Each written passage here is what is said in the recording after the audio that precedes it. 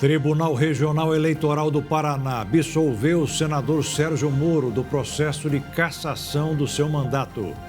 Bilionário Elon Musk volta a atacar o judiciário brasileiro e classifica ministro do STF, Alexandre de Moraes, de ditador. Empresários de ônibus acusados de ligação com facção criminosa e lavagem de dinheiro são presos em São Paulo. Novo golpe na praça é da cobrança de exames para admissão em vagas de emprego que nunca são pagas pelo trabalhador. Acabou o treinamento e os drones que vão ajudar a controlar o trânsito em Campo Grande, no Mato Grosso do Sul, já estão no ar. Governo fecha parceria com prefeituras para combater o desmatamento na Amazônia. Março bate o 10º recorde seguido e a temperatura na Terra atingiu o nível mais alto da história. E para quem não pode esperar muito tempo e quer pagar pouco, a alternativa pode ser a casa construída pelas impressoras 3D. Agora no Jornal das 22.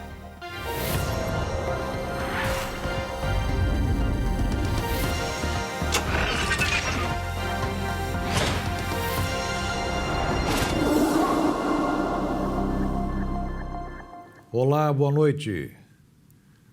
O Tribunal Regional Eleitoral do Paraná decidiu contra a cassação do mandato do senador Sérgio Moro. Foram 5 votos a favor dele e apenas 2 contra. Ele estava respondendo a várias acusações de uso irregular de dinheiro nas últimas eleições. Agora, a decisão sobre o caso será levada para análise do Tribunal Superior Eleitoral. O voto que consolidou a vitória de Sérgio Moro foi do desembargador Anderson Ricardo Fogaça, que acompanhou o relator do caso. De acordo com Fogaça, alguns gastos apresentados pela acusação não podem ser atribuídos ao senador e que não é possível afirmar que existiu desequilíbrio na disputa. Durante os últimos dias, o tribunal analisou 2 ações de investigação judicial eleitoral que questionavam os gastos da pré-campanha à presidência da República do então pré-candidato. Nos processos, Sérgio Moro era acusado de abuso de poder econômico, Caixa 2 e uso indevido dos meios de comunicação durante a campanha eleitoral de 2022. As ações pediam a cassação do mandato parlamentar, sua inelegibilidade por 8 anos e a realização de uma nova eleição para o Senado no Paraná. Toda essa situação aconteceu pois no fim de 2021, Moro se filiou ao Podemos e era cogitado como possível candidato do partido à presidência da República. Só que em março de 2022, a 7 meses das eleições, o ex-juiz deixou a legenda e migrou para o União Brasil como pré-candidato ao Senado por São Paulo. Já em junho, após ter a troca de domicílio eleitoral vetada pela Justiça, anunciou a candidatura a uma vaga de senador pelo Paraná. A defesa de Moro afirmou que ele não foi eleito por ter feito uma pré-campanha mais robusta do que as de seus adversários e que não houve nenhum tipo de Caixa 2 ou irregularidade. A Polícia Federal prendeu hoje em Feira de Santana, na Bahia, um hacker suspeito de ter invadido os sites do Senado, do Tribunal Superior Eleitoral e até do Exército. Ele é acusado de ter vazado 223 milhões de dados de brasileiros. Vendeu nomes, CPFs e endereços. O maior número da história. O homem já foi preso em 2019 por participar de um esquema que violou vários sistemas de segurança. Ele foi liberado com tornozeleira, mas rompeu o mecanismo em novembro do ano passado, quando passou a ser procurado pela polícia. Um avião que transportava cocaína foi interceptado nesta terça-feira em uma operação conjunta da Força Aérea Brasileira e a Polícia Federal. O piloto da aeronave precisou realizar um pouso forçado em uma plantação de laranja em Santa Cruz do Rio Pardo, no interior de São Paulo. Segundo a FAB, a aeronave suspeita foi identificada na fronteira do Paraguai com o Brasil, próximo ao Mato Grosso do Sul. Após a identificação, As aeronaves A-29 Super Tucano e radar E-99 foram deslocadas para atender a ocorrência. O avião passou a ser monitorado após ingressar no espaço aéreo brasileiro pelo Comando de Operações Aeroespaciais e pela própria PF. A FAB somente determinou seu pouso obrigatório em Londrina, no Paraná. Segundo a corporação, os pilotos seguiram o protocolo das medidas de policiamento do espaço aéreo. O piloto da aeronave foi interrogado, mas as forças policiais não obtiveram respostas. Com a queda, o avião de pequeno porte partiu ao meio e parte da carga, aproximadamente meia tonelada de pasta de cocaína, ficou espalhada no Laranjal. O Ministério Público de São Paulo prendeu hoje dirigentes de duas empresas de ônibus que operam na capital paulista, responsáveis pelo transporte diário de quase 700 mil passageiros. A operação foi batizada de Fim da Linha e mobilizou agentes do Ministério Público, Receita Federal, do Conselho Administrativo de Defesa Econômica e da Polícia Militar. Na operação foram cumpridos 52 mandados de busca e apreensão relacionados aos dirigentes das empresas UpBus e Transwolf, suspeitos de ligação com a facção criminosa Primeiro Comando da capital.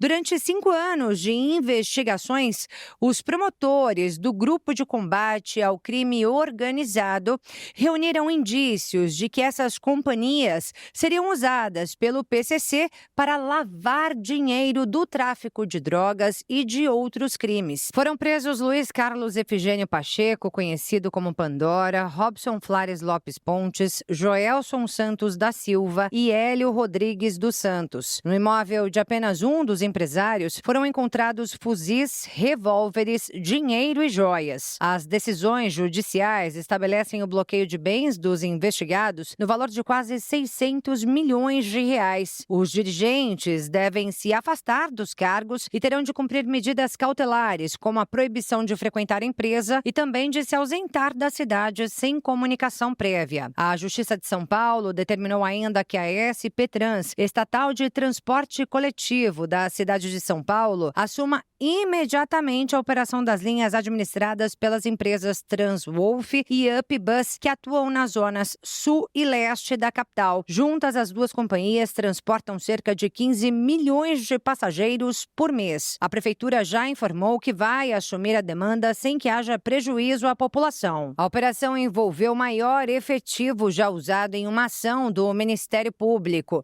com a participação de 340 policiais militares e 106 viaturas. E além aqui da capital, as ações aconteceram em outras cidades da Grande São Paulo e interior paulista. Um relatório divulgado pelo Observatório Europeu Copérnicos aumentou a preocupação das pessoas sobre o clima. O mês de março foi o mais quente já registrado. Segundo os cientistas que fizeram o levantamento, com esse número preocupante, este período foi o 10º mês consecutivo de recorde de calor. O que chama mais a atenção é que, em tese, cada um dos últimos 10 meses foi classificado como o mais quente da história, na comparação com cada mês correspondente aos anos anteriores. O Copérnicos informou ainda que os meses entre abril de 2023 e março de 2024 foram considerados os 12 mais quentes no planeta, com temperatura 1,58 graus Celsius acima da média da era pré-industrial no século XIX. Vale ressaltar que grande parte das nações do planeta fazem parte do Acordo de Paris de 2015, quando foi estabelecido que o objetivo seria manter o aquecimento global em um nível igual ou inferior a 1,5 graus Celsius, o chamado limite seguro das mudanças climáticas. E é óbvio que as causas para esse aumento da temperatura do planeta não poderiam ser outras. Os cientistas do Observatório Europeu afirmaram que o principal motivo para as temperaturas acima da média foi a emissão de gases que provocam o efeito estufa. Tantas mudanças provocadas pelo homem também provocaram profundas alterações no tempo, com as criações como os fenômenos El Niño e Laninha. A cada mês que passa, a população mundial vem sentindo mais os impactos do aquecimento global e da aceleração do calor em situações sem precedentes. É nítido que o mundo precisa alterar seus conceitos de produção industrial e utilização de combustíveis fósseis, senão, em algum momento, poderá ser tarde demais para correr atrás do prejuízo. E isso é um problema para todos, já que as mudanças climáticas puderam ser notadas nos últimos meses em diversos pontos da Terra e não somente em lugares específicos. Em uma decisão histórica, a Suíça foi condenada pelo Tribunal Europeu por não combater as mudanças climáticas. A Corte de Estrasburgo deu razão à Associação Idosas pela Proteção do Clima, formada por 2.500 mulheres com média de idade de 73 anos, que alegou que as deficiências do país, em termos de proteção ambiental, prejudicaram gravemente o estado de saúde de suas integrantes. O tribunal decidiu a favor das idosas ao considerar que a Suíça violou o artigo 8º da Convenção Europeia dos Direitos Humanos ao não adotar medidas capazes de mitigar os efeitos futuros e potencialmente irreversíveis das mudanças climáticas. Presente em Estrasburgo, a ativista sueca Greta Thunberg comemorou a decisão. Esse é apenas o começo da litigância climática. Cada vez mais e mais pessoas levam os governos à justiça em todo o planeta para que sejam responsabilizados por suas ações. Essa decisão mostra que não há volta, que temos que lutar ainda mais, porque em uma emergência climática tudo está em jogo. Apesar da vitória das idosas suíças, a rejeição de outras duas demandas por parte da Corte contra Portugal e França, ambas por vício processual, representaram um banho de água fria para os ativistas. Em especial, o caso do grupo de jovens portugueses que processou todos os países da União Europeia, além de Noruega, Suíça, Turquia, Reino Unido e Rússia, após os devastadores incêndios que deixaram mais de 100 mortos em Portugal em 2017. O TEDH considerou que os autores não esgotaram todos os recursos disponíveis na justiça portuguesa.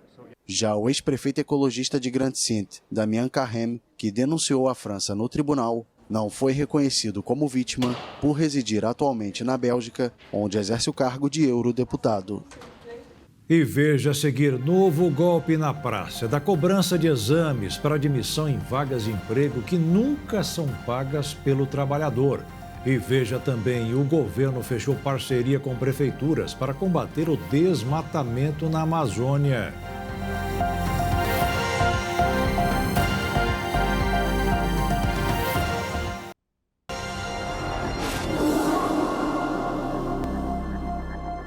O governo fechou hoje uma parceria com várias prefeituras para aumentar o combate ao desmatamento e incêndios na Amazônia. O programa de R$ 700 milhões prevê que as cidades que fizerem parte do acordo vão receber equipamentos e serviços para a reestruturação do que já foi destruído. De acordo com o governo federal, dos 700 milhões de reais, 600 fazem parte do Fundo Amazônia e o restante, nesse caso 130 milhões, do Floresta Mais. Os estados que fazem parte da parceria são aqueles que, segundo o Palácio do Planalto, foram em 2022 responsáveis por 78% do desmatamento lá na região amazônica. Para acelerar o processo, o Ministério do Meio Ambiente classificou esses estados como prioritários, justamente para que eles possam receber essas medidas. A expectativa é de que, quando maior a redução anual do desmatamento e também da degradação, maior será o valor investido. O governo também vai monitorar esses índices através do Instituto Nacional de Pesquisas Espaciais, o INPE, que calcula a taxa anual de desmatamento de agosto a julho do ano seguinte, ou seja, a partir deste ano até ano que vem. Além disso, as cidades que aderirem ao programa serão priorizadas em ações de apoio à regularização fundiária, recuperação da vegetação nativo, além de outros pontos de atuação. Ao assinarem esse termo de compromisso, eles vão receber R$ 500 mil em equipamentos e serviços para a reestruturação. Até o momento, 53 das 70 cidades classificadas como prioritárias já aderiram ao programa. O Brasil subiu 2 posições no ranking de geração de energia solar e assumiu de forma inédita a 6ª colocação. O país fechou 2023 com quase 38 gigawatts de capacidade operacional solar. Os dados foram apurados pela Associação Brasileira de Energia Solar Fotovoltaica, com base na Agência Internacional de Energias Renováveis. Em relação à potência acumulada de energia solar, o ranking é liderado pela China, com 609 gigawatts, 26 vezes mais do que o Brasil. Em seguida aparecem os Estados Unidos, o Japão, a Alemanha e Índia. Agora aparece o Brasil. Segundo a Absolar, a 6ª colocação que coloca o Brasil em destaque na geopolítica global de transição energética foi garantida pelo aumento de quase 12 gigawatts adicionados à matriz energética brasileira no ano passado. Quando analisado a potência adicionada somente no último ano, no ano passado, o país foi o 4º maior mercado de energia do mundo, atraindo mais de 59 bilhões e 600 milhões de reais de novos investimentos, um crescimento de 49% em relação aos investimentos acumulados até o final de 2022 no Brasil. Para o cálculo, os dados consideram a somatória das grandes usinas solares e dos sistemas de geração própria solar de pequeno e médio portes, em telhados e fachadas de edifícios, em pequenos terrenos, com base na potência total acumulada ao final de 2023. E hoje foi dia no Rio de Janeiro de acompanhar um comboio de caminhões-pipa em direção às cidades afetadas pelo vazamento de um produto químico na semana passada. Em alguns locais afetados, o fornecimento de água ainda não voltou ao normal. Nesta terça-feira, foram 40 veículos do tipo caminhão-pipa com destino a São Gonçalo, na região metropolitana. A ação faz parte do plano de contingência da concessionária Águas do Rio, a fim de manter o abastecimento dos serviços essenciais, como hospitais e unidades de emergência. O abastecimento de água na cidade foi impactado após a paralisação do sistema Imunana Laranjal na última semana, devido à identificação de altas concentrações do solvente tolueno, que é altamente prejudicial à saúde se ingerido ou inalado. O material é usado principalmente na fabricação de gasolina. A contaminação impactou mais de 2 milhões de pessoas nas cidades de São Gonçalo, Niterói e Itaboraí, além de parte de Maricá e na ilha de Paquetá, na capital. O sistema foi religado na noite da última sexta-feira, após os níveis de tolueno terem sido estabilizados, mas alguns bairros das regiões afetadas ainda não tiveram o abastecimento de água normalizado. A Polícia Civil e o Instituto Estadual do Ambiente investigam se a substância química vazou de um oleoduto da Petrobras, já que, de acordo com a SEDAI, a contaminação teve origem em um ponto do rio Guapiaçu, em Guapimirim, onde a tubulação desativada está localizada.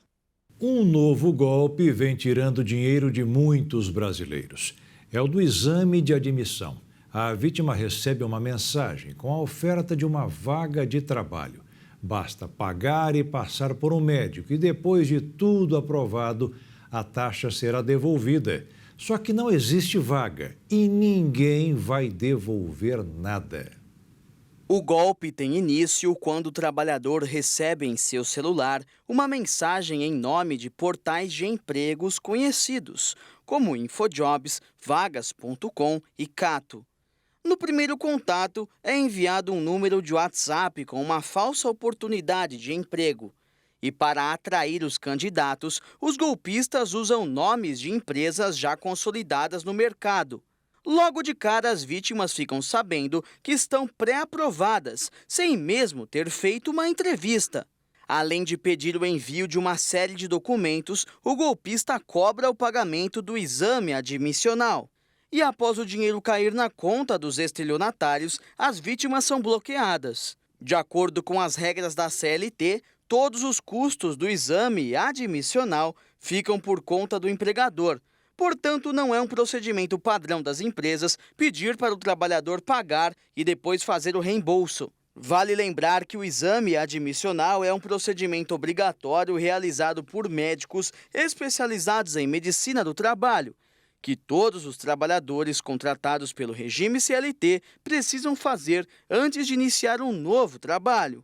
Para frear práticas golpistas como essa, é importante comunicar os canais oficiais das empresas, como Cato e Vagas.com, sempre que achar que existem pessoas usando o nome delas para aplicar golpes. Para evitar cair em golpes como esse, é importante ter uma série de cuidados, como evitar baixar arquivos enviados diretamente por SMS, chat das redes sociais ou WhatsApp. Usar antivírus no celular e no computador e desconfiar de publicações que parecem ser de empresas com uma boa reputação, mas que não apresentam um site oficial ou e-mail com domínio próprio. A Petrobras anunciou hoje que descobriu petróleo em águas profundas da Bacia Potiguar, na fronteira entre o Ceará e o Rio Grande do Norte. Foi a segunda reserva encontrada na região, que é 100% controlada pela estatal brasileira. A empresa informou que será preciso fazer estudos mais profundos para saber a quantidade de petróleo que existe lá. E o mercado financeiro andou de lado hoje. Quando não existem grandes notícias da economia, os investidores ficam trocando papéis e dão um alívio ao índice. A expectativa é com o que vai acontecer amanhã, com a divulgação dos índices de inflação do Brasil e dos Estados Unidos. Por isso, o dólar fechou esta terça-feira em queda de 0,47%, cotado em R$ 5,00 na venda. E a Bolsa de Valores fechou em alta de 0,80%, aos 129.890 pontos. E o presidente Lula assinou hoje uma medida provisória que deverá reduzir as contas de luz em até 5%. Na prática, o governo vai pagar 2 empréstimos feitos durante a pandemia, que estavam embutidos na conta dos consumidores. Mas o alívio momentâneo poderá ser alterado, porque a Eletrobras vai receber menos pelas contas e daqui a algum tempo terá que recompor essa arrecadação. Aí, segundo especialistas, o aumento poderá ser maior do que os 5% de agora. A Enel não escapou da multa milionária por causa do apagão no centro de São Paulo. A ANEEL, a Agência Nacional de Energia Elétrica, não aceitou o recurso apresentado pela operadora. O valor exato da multa é R$ 165 milhões. O valor pode parecer alto, mas o faturamento da empresa é maior ainda. Em 2023, a Enel teve um lucro de mais de R$ 1 bilhão.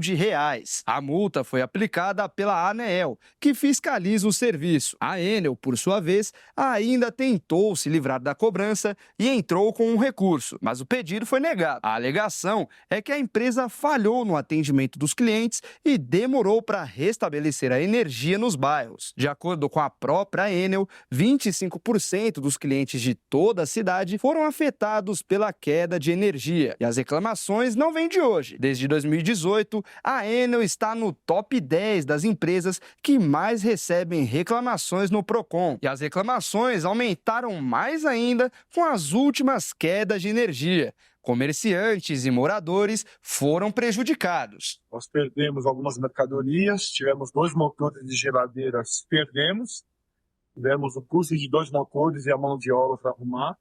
Entendeu? A parte desagradável foi para os clientes que chegavam para jantar e não tinha força, não tinha luz, tanto na quinta à noite como na sexta-feira de manhã. À tarde, porque quando voltou a luz não tinha mais condições de você colocar a casa para funcionar, entendeu? E agora a insegurança que nós estamos tendo em relação a acreditar se vai não acontecer mais ou não. A gente pegou mercadorias e levamos sorvete, carne, peixes, mas 24 horas ligando, nem acesso a nada, a informação no caso. Para a gente não é só meu. Quantos paulistanos estão sofrendo com isso? As maiores empresas aéreas brasileiras foram multadas em R$ 24 milhões entre 2017 e 2022. Segundo a Agência Nacional da Aviação Civil, as infrações mais cometidas foram a apresentação de informações inexatas ou adulteradas sobre horas de voo e um clássico das companhias: não indenizar o passageiro quando um voo é cancelado. A ideia de instalar mercadinhos dentro de condomínios residenciais para aumentar as vendas e facilitar a vida das pessoas está provocando um terceiro efeito: aumentou a valorização dos imóveis. Para quem não conhece, os mini-mercados são normalmente instalados em grandes condomínios, como este aqui, em pequenos espaços de 5 a 30 metros quadrados. E dependendo do tamanho, podem oferecer até 500 tipos de produtos, entre alimentos, bebidas, itens de higiene e também de limpeza. E aí como é que funciona? O próprio morador vai lá, escolhe aquilo que precisa, passa o código de barras numa máquina registradora e então efetua o pagamento com cartões de crédito ou débito, com Pix ou até mesmo por aplicativos de celular. Portanto, é um comércio que não precisa de funcionário. Esse tipo de negócio surgiu no Brasil um pouco antes da pandemia, começou a crescer de verdade depois do fim da crise sanitária e hoje é praticamente presença obrigatória em projetos residenciais. E isso tem um motivo que vai muito além de facilitar a vida do morador, que quando precisa vai lá e compra um ingrediente que ficou faltando ou até mesmo aquele produto de higiene que acabou antes da hora. Essas lojas estão gerando valorização adicional aos imóveis de 5% a 10%.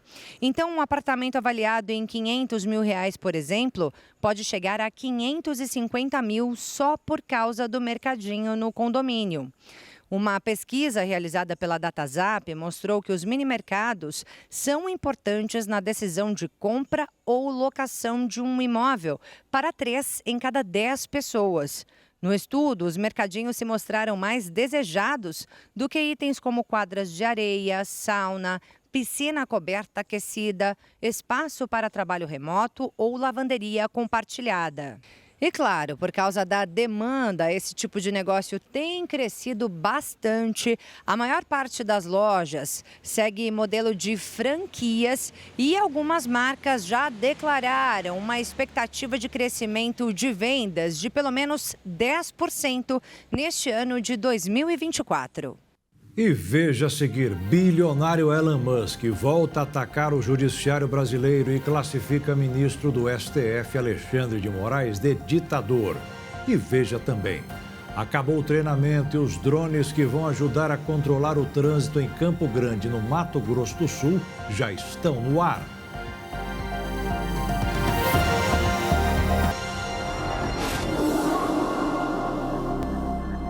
O ministro do Supremo Tribunal Federal, Alexandre de Moraes, negou o pedido dos advogados do Grupo X no Brasil para que as medidas judiciais sejam transferidas para a área internacional.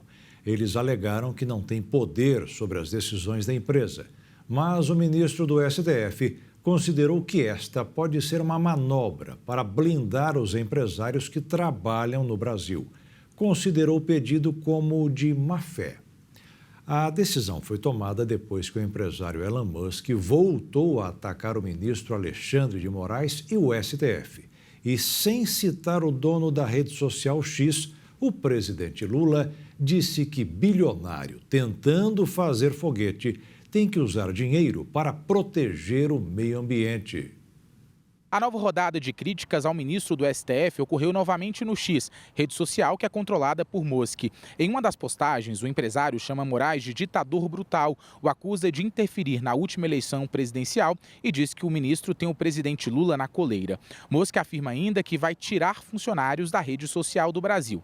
Ele também interage com o deputado Nicolas Ferreira e questiona o motivo do parlamento não ter adotado medidas contra Moraes. Ao discursar em um evento de lançamento de uma parceria com municípios na Amazônia para reduzir o desmatamento na região, o presidente Lula não citou nominalmente Elon Musk, mas afirmou que existe bilionário tentando fazer foguete voar, em referência à SpaceX, empresa de Musk que tem lançado veículos espaciais com tripulantes.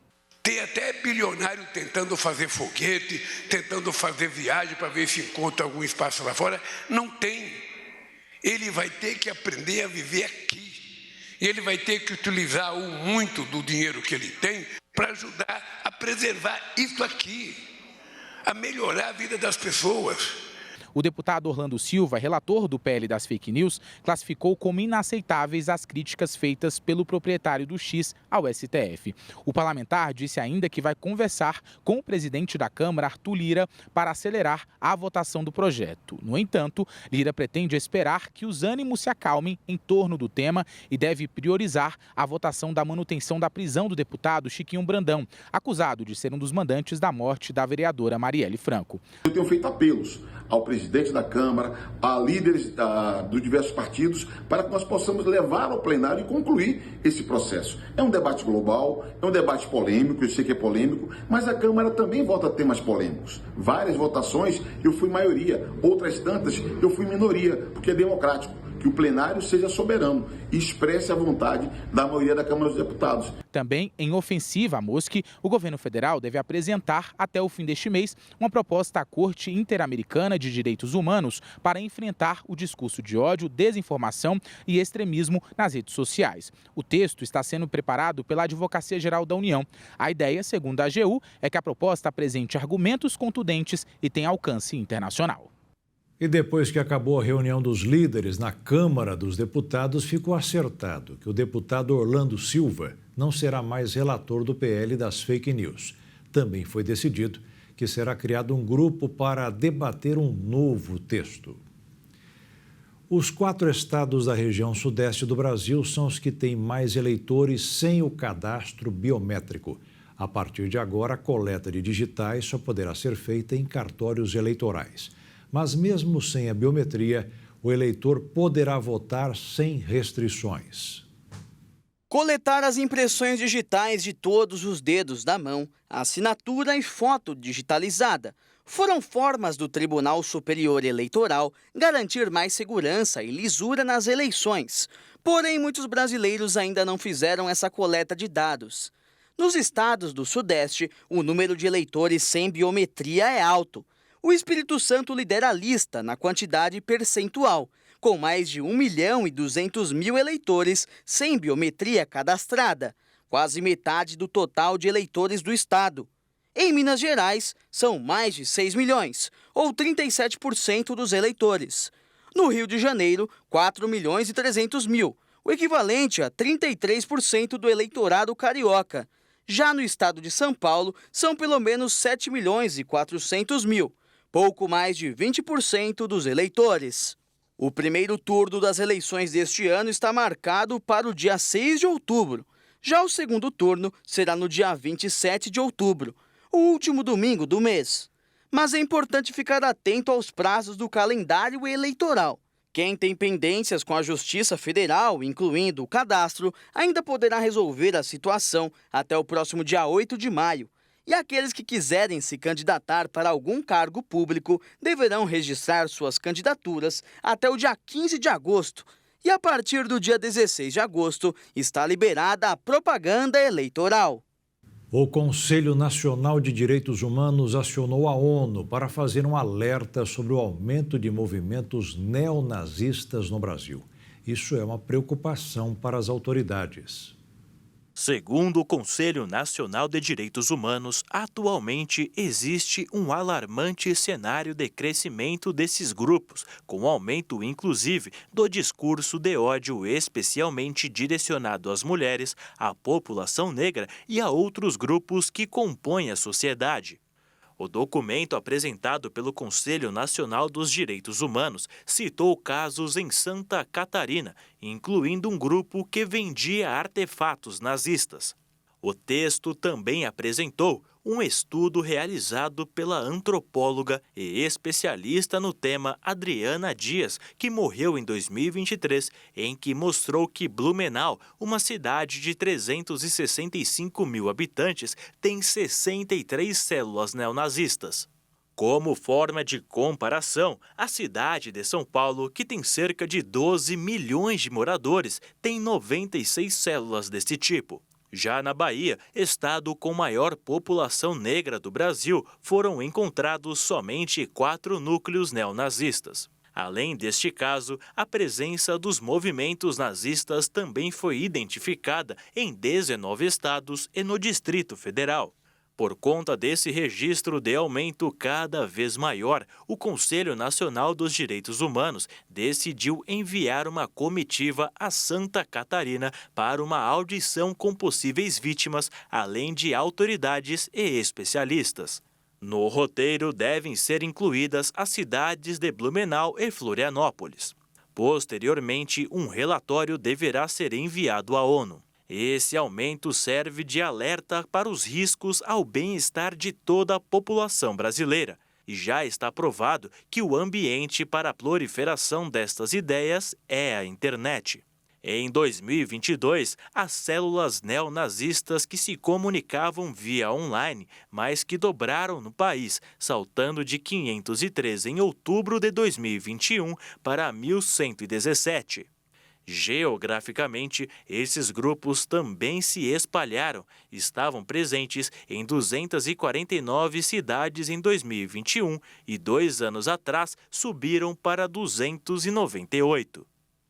Depois de promulgar a lei de anexação do território de Essequibo à Venezuela, Nicolás Maduro apresentou à Corte Internacional de Justiça documentos para defender a sua posse sobre a região que hoje faz parte da Guiana. Os documentos entregues pela Venezuela à Corte Internacional em Haia, na Holanda, apresentam, segundo Nicolás Maduro, a verdade histórica, com provas de que o país é o único proprietário do território da Guiana Essequibo. A Venezuela reivindica o Acordo de Genebra, assinado em 1966 com o Reino Unido, antes da independência guianesa, que anulou esse texto e criou bases para uma solução negociada. Já o governo da Guiana pede que a Corte ratifique um documento de 1899 que fixou as atuais fronteiras. A Corte de Haia não tem jurisdição para julgar o caso neste momento, mas vai analisar os documentos. A Guiana recebeu com satisfação a decisão da Venezuela de apresentar argumentos. Com as apresentações de ambos os estados, o tribunal poderá levar em conta todas as provas e justificativas e emitir uma sentença. A Venezuela promulgou uma lei que designa o território de Essequibo como um novo estado venezuelano, a Guiana Essequiba, e denunciou a instalação de bases militares secretas dos Estados Unidos. A Guiana considerou que esse instrumento constitui uma violação flagrante dos princípios mais fundamentais do direito internacional, e funcionários do alto escalão anunciaram hoje que o presidente Ilham Aliyev pediu que o Conselho de Segurança da ONU discuta a situação. O ministro das Relações Exteriores da Guiana, Hugo Todd, disse que o país espera que essa instância emita uma declaração sobre a ameaça da Venezuela. A controvérsia centenária por este território de 160 mil quilômetros quadrados, rico em petróleo e outros recursos naturais, recrudesceu após a descoberta de reservas pela petroleira ExxonMobil em 2015. A escalada da tensão nos últimos meses gerou temores de um conflito regional. Os presidentes Ilham Aliyev e Maduro se reuniram em dezembro do ano passado e concordaram em não recorrer a ameaças nem a usar a força. A Câmara dos Deputados aprovou hoje a volta do seguro DPVAT. O dinheiro arrecadado é para pagar as despesas e indenizações de vítimas de acidentes de trânsito. Quando foi extinto 3 anos atrás, cada motorista pagava em média R$10. A expectativa do governo com a volta da cobrança é que sejam arrecadados R$3,5 bilhões por ano, mas ainda falta a votação do Senado. Acabaram os testes. Os drones que vão monitorar o trânsito de Campo Grande, no Mato Grosso do Sul, foram acionados para ajudar os policiais a combaterem infrações e, como consequência, aplicar multas. O equipamento tem alcance de 20 quilômetros. Daria, por exemplo, para o policial ficar aqui na sede do Batalhão de Trânsito e fiscalizar do Distrito de Indu Brasil, que fica a pouco mais de 18 quilômetros daqui. A via tem de ter sinalização como esta, que indica local monitorado por vídeo. Já foi feita uma requisição à Getran para ampliar os pontos de atuação. Avenida Afonso Pena, 14 de julho, 13 de maio, Joaquim Murtinho, Avenida Ceará, são vias em que é possível a utilização do drone. mas a gente tem noção de que o grande fluxo de veículos também acontece nos bairros da cidade. Então a gente já está solicitando junto à AGETRAN, que é o órgão que tem circunscrição sobre a via, para que sejam instaladas placas, para que a gente também possa fazer a fiscalização nos bairros da cidade. Com a câmera foram feitos flagrantes da imprudência no trânsito, como estes 3 carros que avançaram o sinal vermelho, ou este outro e a moto. E tudo do lado do batalhão, na Avenida Afonso Pena, com Rua Bahia. O policial militar que opera o equipamento, ele tem na frente dele um visor. Esse visor, ele consegue visualizar ali a infração que está sendo cometida. Uma vez visualizada a infração, ele dá um stop ali, dá o zoom na câmera do drone, ele verifica a placa. Essa placa ela é lançada num sistema chamado Auto, um aplicativo que está no celular do policial, e imediatamente já vai para o sistema do órgão que tem autoridade sobre a via e é lavrado o auto de infração. Em apenas 1 hora de fiscalização, aqui na região da Avenida Afonso Pena, foram feitas 30 infrações, a grande maioria por avanço de sinal e uso de telefone celular ao dirigir. O equipamento começou a funcionar nesta segunda-feira, dia 8 de abril. Ou seja, a partir de agora, em qualquer horário, o drone vai ser usado. Ele tem autonomia de 40 minutos, mas tem baterias sobressalentes que podem ser carregadas enquanto o drone é usado. Há algumas infrações específicas para as quais vai ser usado o monitoramento por drone. A gente pode falar principalmente do avanço do sinal vermelho, que hoje a gente percebe que em Campo Grande tem acontecido com bastante frequência. O uso do telefone celular, que deveria ser somente com os condutores de veículos 4 rodas, mas que também é muito utilizado pelos motociclistas, que acabam gerando bastante acidentes em relação à utilização desses aparelhos. E mais, excesso de velocidade também pode passar pela ação do equipamento, já que a lei prevê conduta no artigo 170, que normatiza que dirigir ameaçando os pedestres que estejam atravessando a via pública ou os demais veículos é infração gravíssima, com pena de multa, suspensão do direito de dirigir, retenção do veículo e do documento de habilitação. Ou seja, não há necessidade da verificação da velocidade para esse tipo de infração. O batalhão já abriu o processo para adquirir mais 3 equipamentos e já está fazendo a capacitação dos profissionais. E veja a seguir, quase metade das crianças com até 5 anos de idade viviam em estado de pobreza no Brasil 2 anos atrás. E veja também, para quem não pode esperar muito tempo e quer pagar pouco, a alternativa pode ser a casa construída pelas impressoras 3D.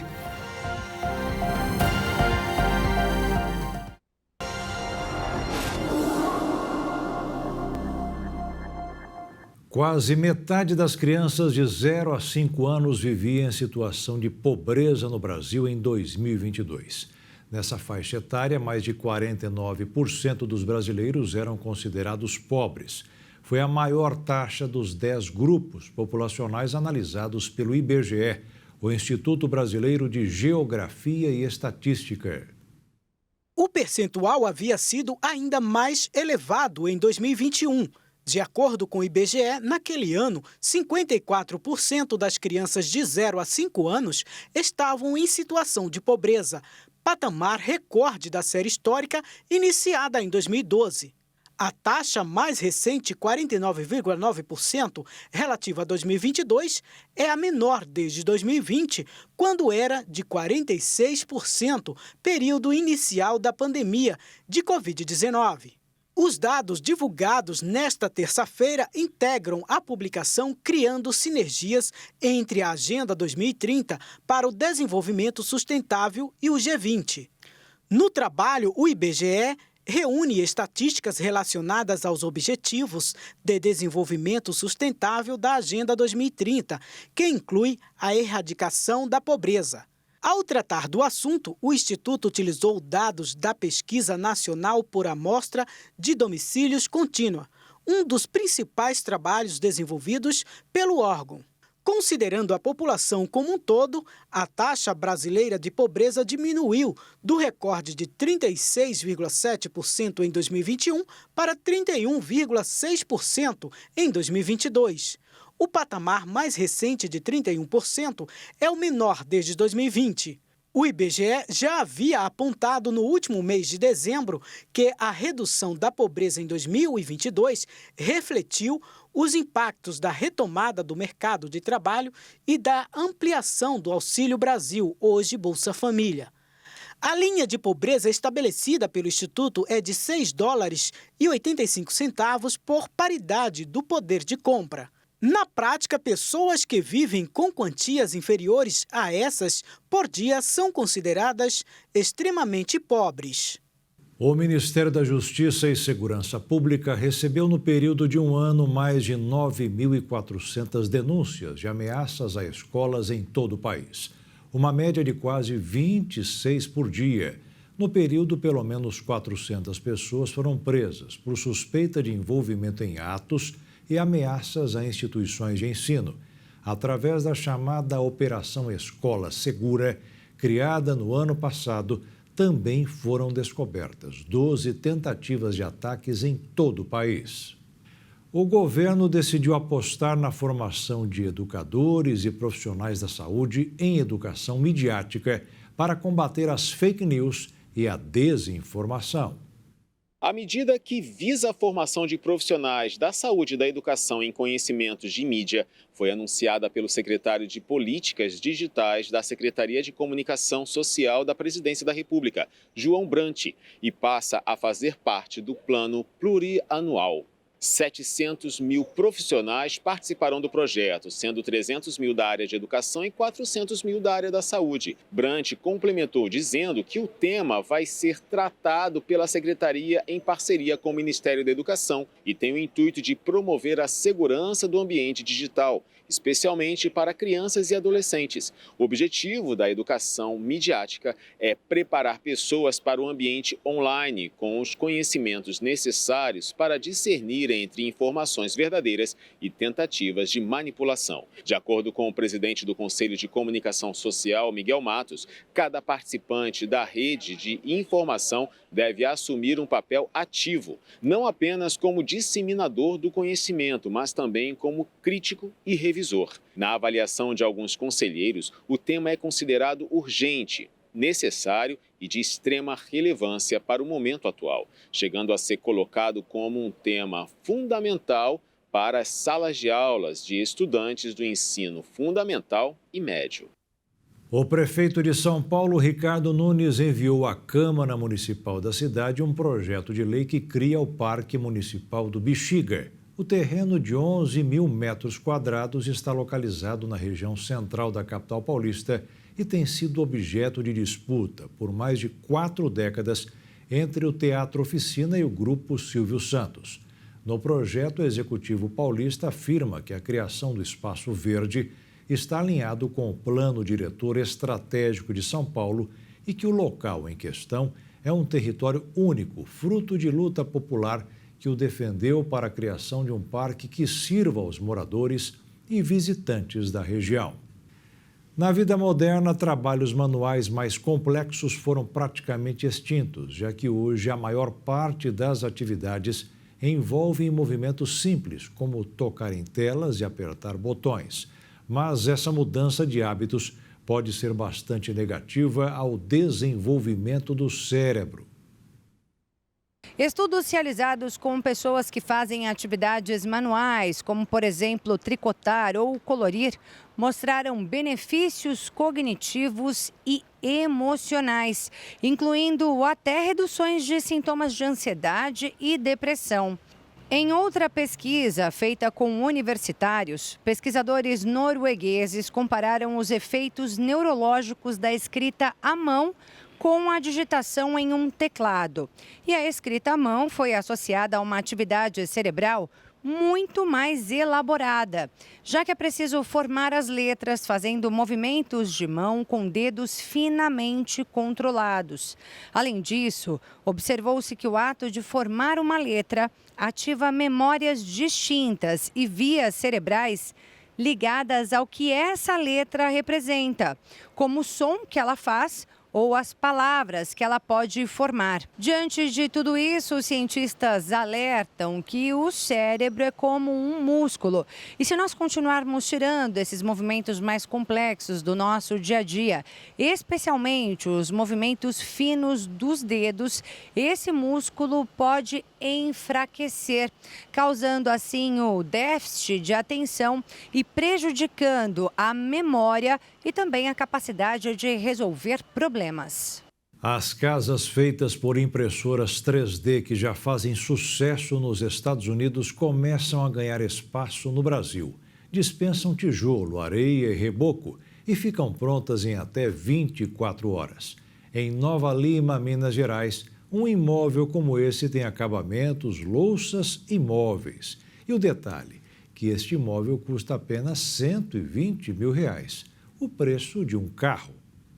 De acordo com a empresa responsável pela construção, a técnica utilizada possibilita a criação de estruturas feitas a partir de microconcreto, matéria-prima que promete garantir mais resistência, durabilidade e economia. E realmente, economia é a palavra. A empresa que proporciona a construção de uma residência impressa informou que um imóvel de 57 metros quadrados com sala, banheiro, cozinha e 2 quartos, custa R$120 mil.